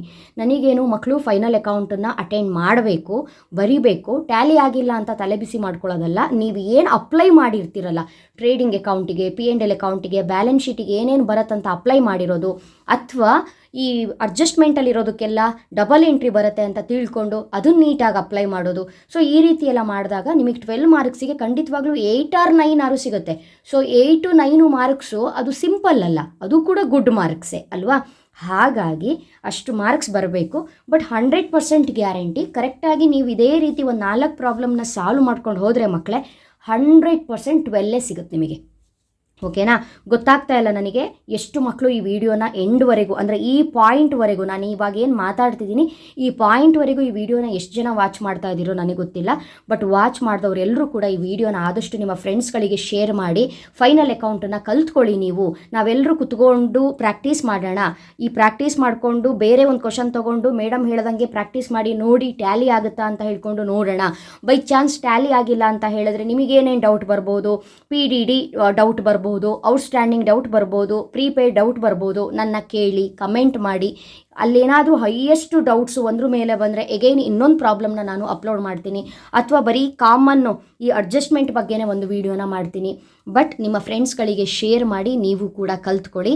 ಯಾರ್ಯಾರು ಚಾನಲ್ಗೆ ಸಬ್ಸ್ಕ್ರೈಬ್ ಆಗಿಲ್ಲ ಇವಾಗಲೇ ಸಬ್ಸ್ಕ್ರೈಬ್ ಆಗಿ ಆಲ್ ಬಟನ್ನ ಕ್ಲಿಕ್ ಮಾಡ್ಕೊಳ್ಳಿ. ನಿಮಗೆ ಹೆಲ್ಪ್ ಆಗುವಂತಹ ಇಂಪ್ರೂವ್ಮೆಂಟ್ ಪ್ರಾಬ್ಲಮ್ಸ್ಗಳನ್ನ ಆಲ್ಮೋಸ್ಟ್ ನಾನು ಅಪ್ಲೋಡ್ ಮಾಡ್ತಾನೆ ಇರ್ತೀನಿ. ಬಿಕಾಸ್ ಒಂದು ಟಾಪಿಕ್ಕಿಗೆ ಸಂಬಂಧಪಟ್ಟಾಗೆ ಸಾಕಷ್ಟು ವೀಡಿಯೋಸ್ಗಳು ನನ್ನ ಚಾನಲಲ್ಲಿ ಸಿಗುತ್ತೆ. ಇಯರ್ ಬೈ ಇಯರು ಫ್ರೆಷರ್ಸಿಗೆ ನಾನು ವೀಡಿಯೋಸ್ಗಳನ್ನ ಅಪ್ಲೋಡ್ ಮಾಡ್ತಾ ಹೋಗ್ತೀನಿ. ಓಲ್ಡ್ ವೀಡಿಯೋಸ್ಗಳನ್ನ ನೋಡ್ಕೊಂಡು ಬಂದರೂ ಕೂಡ ಪ್ರಾಬ್ಲಮ್ ಇಲ್ಲ, ನ್ಯೂ ವೀಡಿಯೋಸ್ಗಳನ್ನ ವಾಚ್ ಮಾಡಿದ್ರು ಕೂಡ ಪ್ರಾಬ್ಲಮ್ ಇಲ್ಲ. ಸೇಮ್ ಟು ಸೇಮ್ ಆಗಿರುತ್ತೆ, ಒಂದೇ ರೀತಿ ಎಕ್ಸ್ಪ್ಲನೇಷನ್ ಇರುತ್ತೆ. ನಾನೇ ಎಕ್ಸ್ಪ್ಲೇನ್ ಮಾಡಿರ್ತೀನಿ, ಬೇರೆ ಯಾರೂ ಅಲ್ಲ.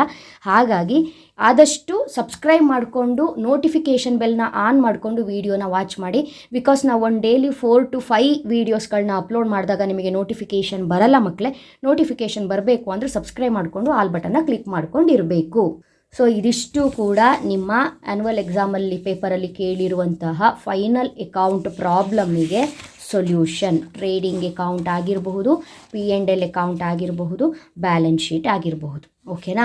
ಸೊ ಟ್ರೈ ಮಾಡಿ, ನೀವು ಕೂಡ ಟ್ರೈ ಮಾಡಿ, ಖಂಡಿತವಾಗ್ಲೂ ಬರುತ್ತೆ. ಸೊ ಆದಷ್ಟು ವೀಡಿಯೋಸ್ಗಳನ್ನ ಶೇರ್ ಮಾಡಿ, ನೀವು ಕೂಡ ವಾಚ್ ಮಾಡಿ. ಓಕೆನಾ? Thank you. ನೆಕ್ಸ್ಟು ಇನ್ನೊಂದು ಇಂಪಾರ್ಟೆಂಟ್ ಲೆಕ್ಕವನ್ನು ಹೇಳ್ಕೊಡ್ತೀನಿ. ಅಲ್ಲಿವರೆಗೂ ಚೆನ್ನಾಗಿ ಓದ್ಕೊಳ್ಳಿ. Thank you. All the best.